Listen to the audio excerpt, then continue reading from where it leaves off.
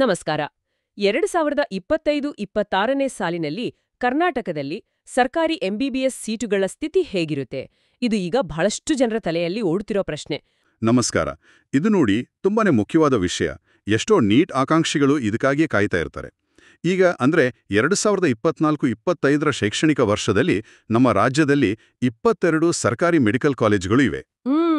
22 ಕಾಲೇಜುಗಳು. ಹೌದು. ಇವುಗಳಲ್ಲೆಲ್ಲ ಸೇರಿ ಒಟ್ಟಾರೆಯಾಗಿ ಸುಮಾರು 3500 ಸರ್ಕಾರಿ ಎಂಬಿಬಿಎಸ್ ಸೀಟುಗಳು ಲಭ್ಯವಿವೆ ಸದ್ಯಕ್ಕೆ. 3500 ಸೀಟುಗಳು, ಸರಿ.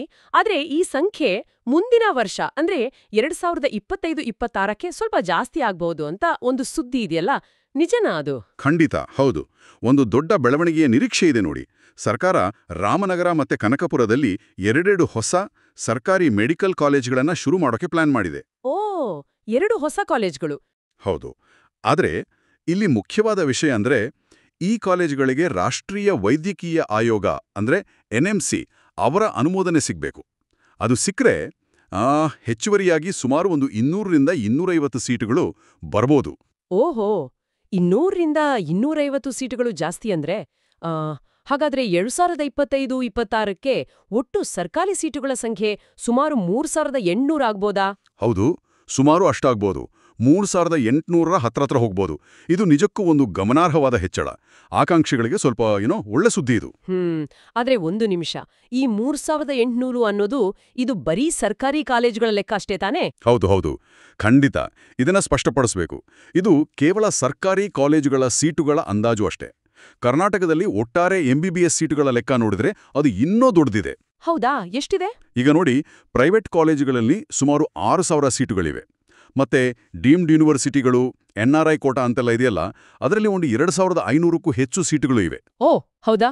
ಸೊ ಎಲ್ಲವನ್ನೂ ಸೇರಿಸಿದ್ರೆ ನಮ್ಮ ರಾಜ್ಯದಲ್ಲಿ ಒಟ್ಟು 12,000ಕ್ಕೂ ಜಾಸ್ತಿ ಎಂಬಿಬಿಎಸ್ ಸೀಟುಗಳಿವೆ. ಓಕೆ.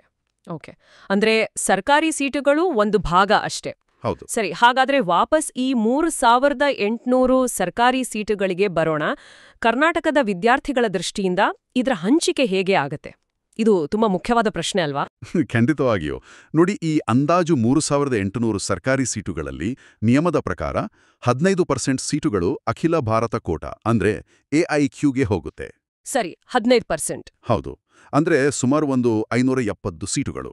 ಇದು ದೇಶದ ಯಾವ ಭಾಗದ ವಿದ್ಯಾರ್ಥಿಯಾದ್ರೂ ಅವರ ಮೆರಿಟ್ ಮೇಲೆ ಇಲ್ಲಿ ಬಂದು ಸೀಟ್ ತಗೋಬಹುದು. ಓಕೆ, ಹಾಗಾದ್ರೆ ಆ 15% ಹೋದ್ರೆ ಉಳಿದಿದ್ದು ನಮ್ಮ ರಾಜ್ಯದವರಿಗೆ. ಹೌದು, ಅದೇ ಮುಖ್ಯ. ಉಳಿದ 85% ಅಂದ್ರೆ ಸುಮಾರು 3230 ಸೀಟುಗಳು ಇದು ಕರ್ನಾಟಕ ರಾಜ್ಯ ಕೋಟಾದಡ್ಡಿ ಬರುತ್ತೆ. 3230. ಹೌದು. ಸೊ ಕರ್ನಾಟಕದ ನಿವಾಸಿ ವಿದ್ಯಾರ್ಥಿಗಳು ಸ್ಪರ್ಧೆ ಮಾಡಕ್ಕಿರೋ ಮುಖ್ಯವಾದ ಸರ್ಕಾರಿ ಸೀಟುಗಳು ಇವು. ಈ 3230 ಅನ್ನೋ ಸಂಖ್ಯೆ ಮೇಲೆ ಅವರು ಗಮನ ಇಡಬೇಕು. ಸುಮಾರು